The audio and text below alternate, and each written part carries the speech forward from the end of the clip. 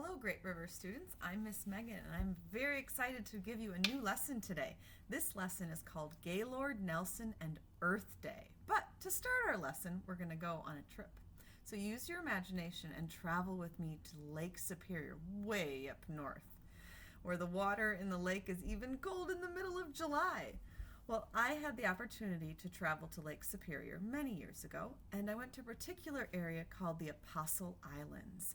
It's an archipelago of islands, and while I was there, I got to kayak and hike on various islands. I even saw a bear out in the wild. Everything was beautiful. It was so pristine. No houses, no cars, no roads, not even buildings at all. And it was all public land. And, I took it all for granted. Of course, this beautiful archipelago of islands called the Apostle Islands is preserved for everyone as part of a national park. Of course, there are laws and acts to protect it, to save it for the future. Conserve means to save, and that's what our lesson's going to focus on today. Not just on the Apostle Islands, but on the idea of conservation in general and how Gaylord Nelson earned his nickname, the Conservation Governor. But he went well beyond just being a governor of one state. Now, let's begin his story. About an hour or so outside of the Twin Cities in Wisconsin, there is a town called Clear Lake, and it's very small, a rural community of about 1,000 people, and this is where Gaylord Nelson was born. He loved being there. He loved being outside as much as possible, as maybe some of you can relate to. Whether he was canoeing or hiking or fishing or swimming, he loved it all. He was also a student, as you are, and he went to school. He was a good student. He went to high school, he went to college, and after that he even went to law school.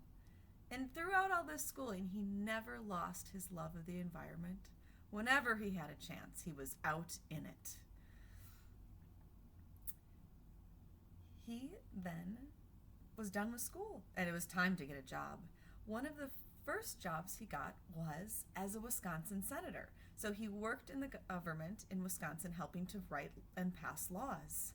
Well, that he really found he enjoyed greatly. And next, he was elected as the governor of Wisconsin. And goodness, did he have a plan for the state. He knew exactly what he wanted to accomplish. He wanted to help people and help the environment. And he believed that you could do both of these things. That helping the environment did not mean harming people, and doing good things for people did not mean you had to harm the environment. He thought you could do both. Many of the laws that were passed while he was governor involved making more land available for the public to use instead of just private, more land to become state parks, to address issues of polluted waterways, and to reorganize the entire natural resource department in Wisconsin. In addition to all this environment stuff, he helped with highway improvement, education improvement programs, new health care programs, and unemployment programs.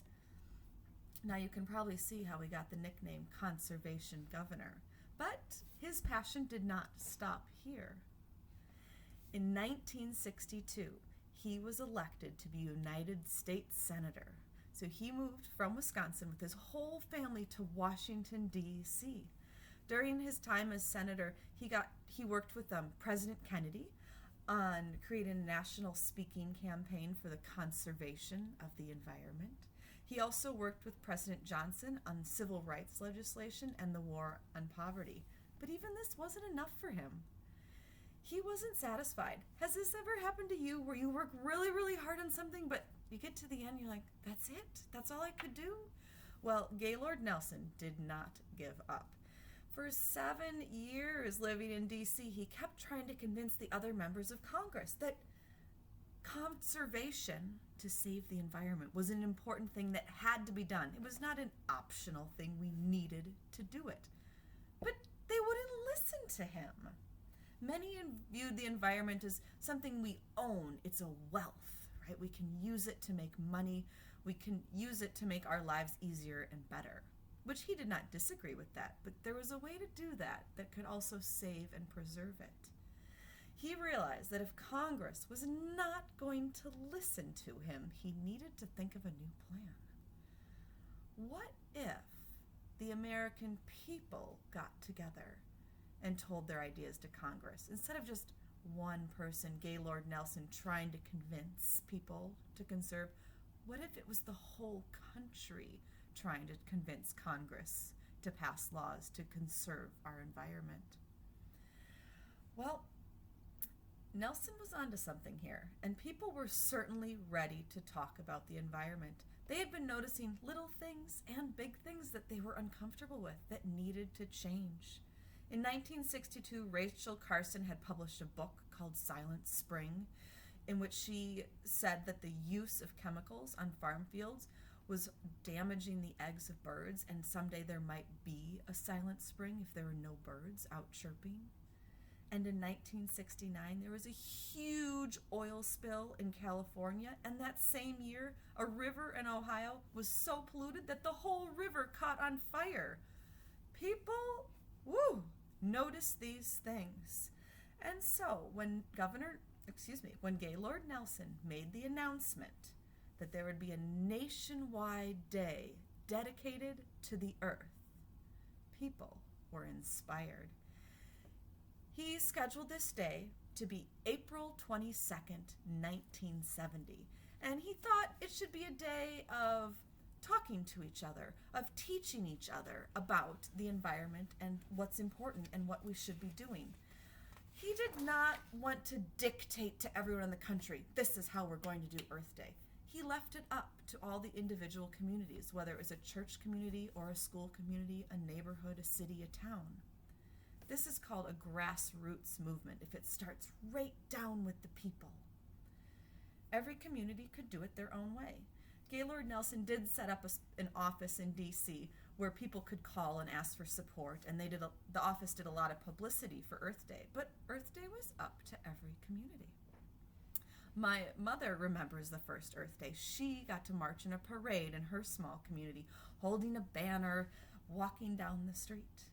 The University of Michigan had a trial, a mock trial, in which they put a car on trial. It was on trial because it had been polluting the environment. At this time, there was no laws or regulations for the way cars were made, the way they used oil or gas or anything like that. Well, those are just two events. It happened all over the country. 20 million people participated in the very first Earth Day. And you know what? Congress could not ignore this. They absolutely could not. People wanted protected land. They wanted clean water. They wanted clean air. Things that maybe we take for granted today in the United States. Congress had to listen, and you know who was there to lead them through this? Gaylord Nelson. In the following decade, numerous laws were passed that totally changed the way the United States conserved the environment. This decade, from 1970 to 1980, now has the nickname the environmental decade, simply because so many laws were passed that benefited not just people, but the environment. Laws like the Clean Air Act, the Clean Water Act, the Federal Pesticide Act, the Environmental Education Act, the Scenic Hiking Trail Act, the Wild and Scenic Rivers Act, and the Apostle Islands National Lakeshore, which is where I started this lesson. It was the St. Croix River that goes right here in Minnesota that was the first river that became part of the Scenic Rivers Act. That was one of Gaylord Nelson's favorite rivers. Wow, that's a lot that happened. And those things are still happening today, and we are able to participate now. Thank you to Gaylord Nelson for leading this important work. Earth Day celebrates its 50th anniversary this year. Let's join in. Go to the next slide to see numerous follow-up work choices, including a link to this magazine which is where I got a lot of the information today, and it has wonderful pictures. If you don't have an image in your mind, what did this Gaylord Nelson guy look like?